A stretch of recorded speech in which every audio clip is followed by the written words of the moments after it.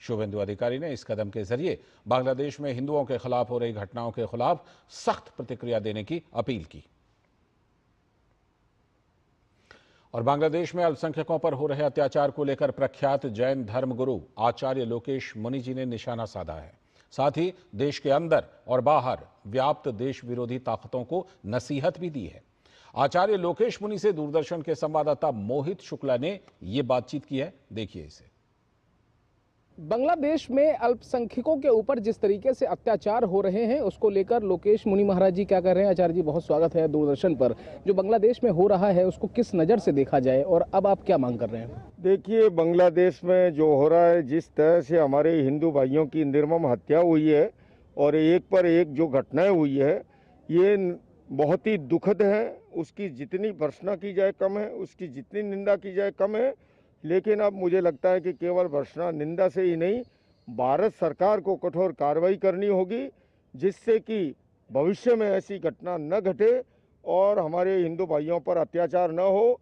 बांग्लादेश को समय रहते सावधान होना चाहिए, क्योंकि ये 140 करोड़ भारतीयों को उद्वेलित किया इस घटना ने।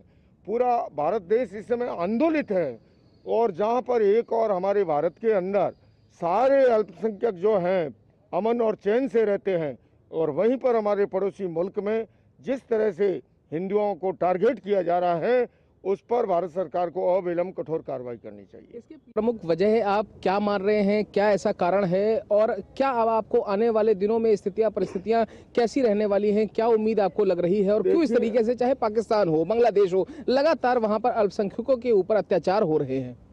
देखिए, भारत जिस तरह से विकास कर रहा है, डेवलपमेंट कर रहा है, आगे बढ़ रहा है, और ऐसे के अंदर कुछ बाह्य ताकतें और कुछ आंतरिक ताकतें, वो उसमें खलल डालने के लिए वो चाहते हैं कि उसमें डिस्टर्बेंस पैदा हो और कुछ ऐसा हो कि आपस में ये इस चीज़ों को लेकर के उलझ जाए।